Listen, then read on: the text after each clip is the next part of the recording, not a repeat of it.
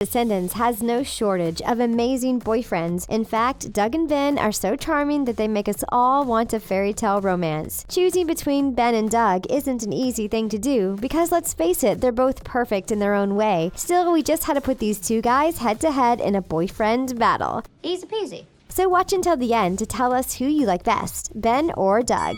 Round 1. First impression. First impressions are important, and they are even more important in a love story. Sometimes they are sweet and full of chemistry, but a lot of times they are super awkward. Both Ben and Doug were less than smooth when they met their future girlfriends. Let's take a look. Ben is obviously nervous when he meets the VKs for the first time, and the kids from the aisle are trying really hard not to look impressed at all. He has prepared a speech.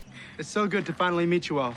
But when he meets Mal, he totally freezes for a moment. He was definitely into her right off the bat. Mal looks really confused by his reaction, but he recovers pretty quickly. He continues with his big speech, but Mal doesn't care about speeches. She asks where the bathrooms are instead. He asks her if his speech was over the top, and she agrees that it was. But then he drops this smooth line about first impressions. Mal definitely notices how cute he is after that. Just then, Ben notices Mal. Doug immediately notices Evie. He introduced himself as Dopey's son and lists all of the dwarves. But before he gets to Sneezy, he just totally freezes. He is completely enamored by Evie. He says, Hi, ho. Which might as well be a swear word for him. Evie plays it up and flirts. He recovers pretty quickly to give them the info they need, but he continues to stare at Evie for a while. Round 2. Hero status. Girls may love a knight in shining armor, but those are pretty hard to find. You had me at Prince.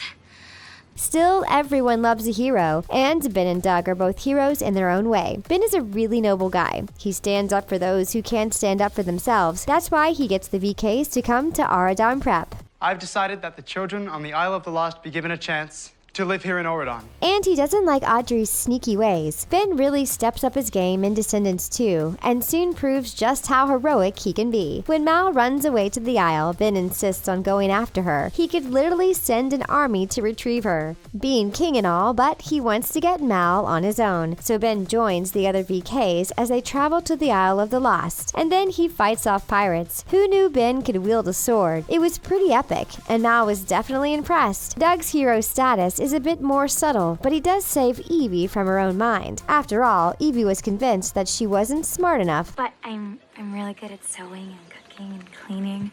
But Doug never doubted her for a second. When Evie is accused of cheating with the magic mirror, Doug stands up for her. He jumps at the chance to defend her and convinces their chemistry teacher to give her the benefit of the doubt. The teacher was willing to take Chad's word for it and expel the villain, but Doug didn't let it happen. It's not easy to stand up to a teacher, especially for a shy guy like Doug, but Evie was super thankful. It was after she passed her test that Evie really noticed Doug, and he asks her to hang out and study. Smooth, Doug. Round 3. Swoon factor. There's no doubt that Ben and Doug are both the sweetest guys. However, only one of them can win this contest. So who has the ability to make a girl swoon? Let's take a look at Doug. He really sees Evie for how awesome she is. He knows she's smart, and he's pretty smart too. He wants her to be successful and independent. In Descendants 2, Doug runs the numbers for Evie's fashion business. He tells her that in a few years, she should be able to buy the castle she wants. That way, he says, she won't need a prince. He takes her hand, and it's so sweet. And the way he looks at her is so amazing. Evie knows she has it good. She says that, of course, she doesn't need a prince because she has Doug. And then there's Ben. He is one romantic guy, and he knows how to make a girl feel special. I love you, Mal.